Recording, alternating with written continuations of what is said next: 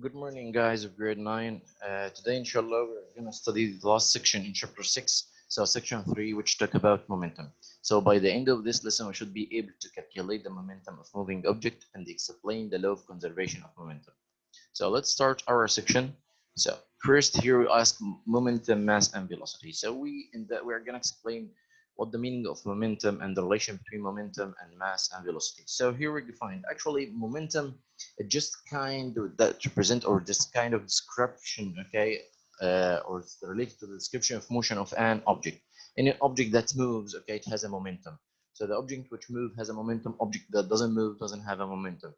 So which means momentum is related to the motion. Yes, why? Because the momentum of the object depends on two variables, the mass of the object and the velocity. So here we find that the momentum of the object depends on two things, mass and velocity. So we could easily say that the momentum of an object equal the mass multiply velocity. So here momentum, which is already simple by letter B, equal m multiply v. So m is the mass, v is the velocity. So here like this, we could find that the relation between momentum and the mass is a direct relation. That means the more mass object has, the more momentum it has, and also the relation between momentum and velocity is a direct proportional or direct relation.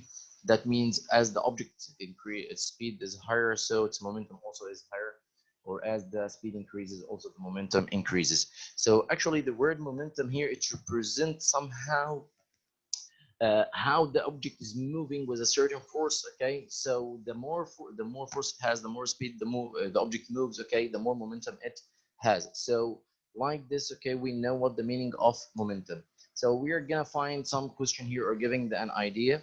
So we find he said, what is the momentum? The momentum of an ostrich, which mass is 120 kilogram, that runs with a velocity of 60 meters per second north. Okay, so here we're gonna find P equal M multiply V. So the mass equal 120 gram multiply 60 meter per second in the north direction. So the momentum will equal 19,200 kilogram multiply meter per second north.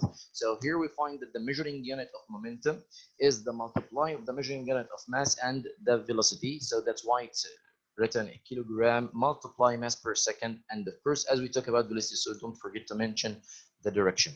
So here, let's try to answer the question here. What is the momentum of a 6 kilogram pulling ball that's moving at 10 meters per second down the alley toward the bins? Okay, so here we're gonna find, or let's try to find this. So simply, we're gonna say B, okay, equals, so B equal M multiply V.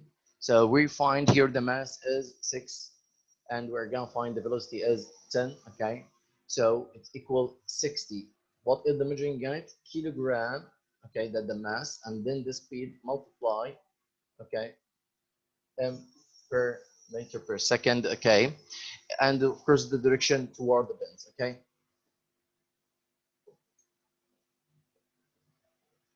so here like this did the idea. Let's find the second example. An 85 kilogram man is jogging with a velocity of 2.6 meters per second to the north. Nearby, a 65 kilogram person is skateboarding and it's traveling with a velocity of 3 meters per second north. Which person has a greater momentum? So we're going to calculate the momentum of both and then compare these together. So we are going to, as we know, B equal M multiply V. So in the first case, for the first person, it's 85 kilogram multiply, okay, 2.6. Okay, so we're going to get a result. Okay, so here, so then we are gonna find, okay, the other one. He said that the mass of the other one is 65, okay, multiply 3. So we're gonna have a result also. Okay, then we compare the momentum of both. Of course, this one has a greater momentum than this one. Okay, so you can use a calculator to find an answer. Okay, so like this, okay, we know how we calculate the momentum. So like this, we know what is momentum and how we calculate momentum. So to again, to what are the variables that affect an object momentum, mass, and velocity. So is there some object without momentum? Yes, object that doesn't move, they have momentum, because if object doesn't move, so in this case, V will equal 0, so the mass multiplies 0 in this case, so no momentum. So momentum is case or that's kind represented or it's represented once the object in motion, but once it's static, no momentum.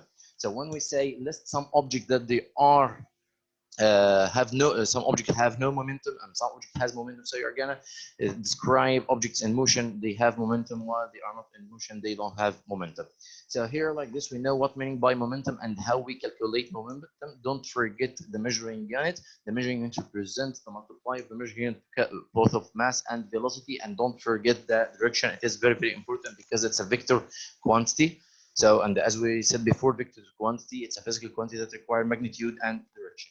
So like this, guys, okay, we know what is momentum and how we calculate it. So let's pass to the next.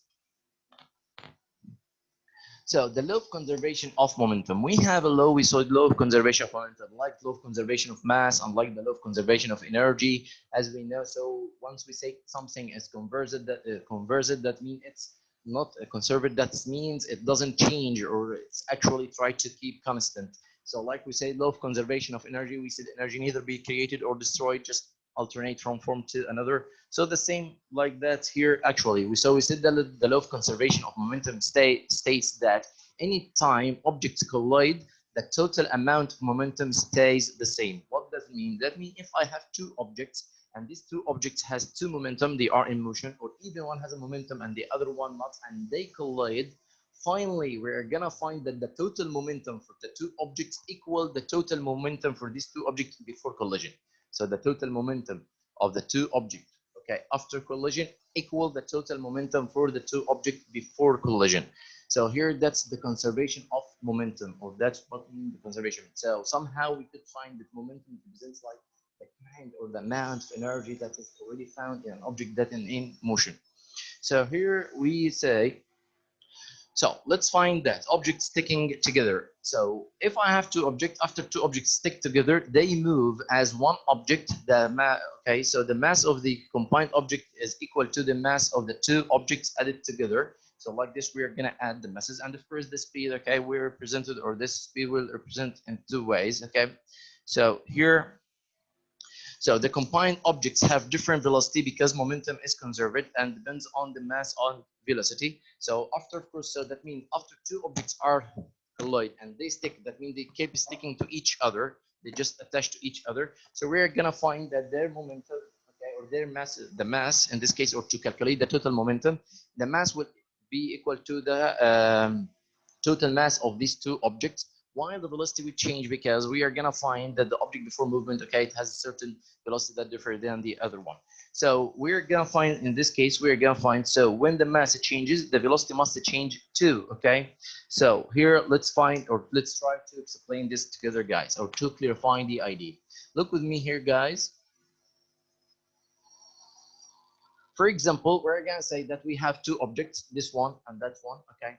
So this one has mass equal 2 kilogram, okay, and this object has mass equal 5 kilogram, and this one is moving in that direction, okay, with this velocity equal, for example, 10 meter per second, okay, while the one is doesn't move, okay, so here v equal 0, okay, static doesn't move.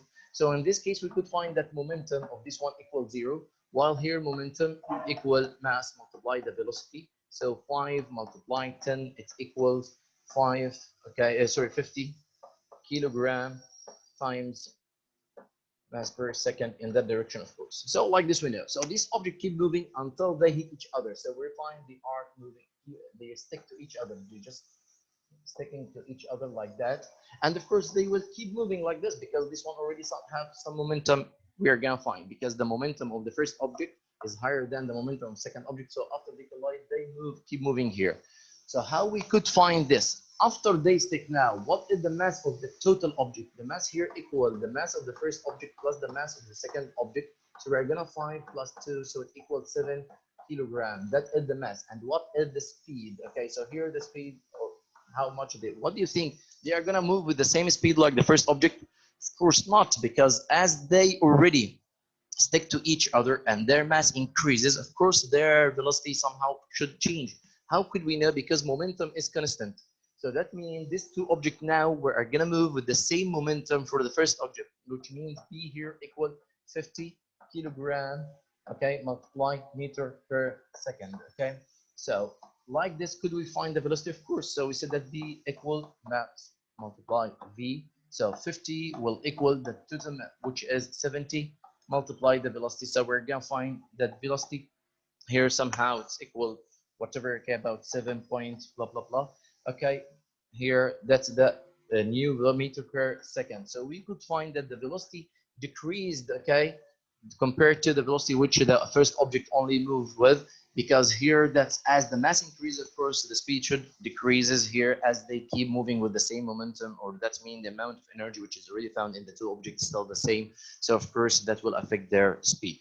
So here like this, we find that once the two objects stick to each other, the momentum will be the same and the mass will increase should that velocity decrease. Okay, here that's the idea, guys, or that's the point which we have in that way. So like this, we could find the idea in that in these two objects. So for example, if we have an object, okay, or let's take another example here.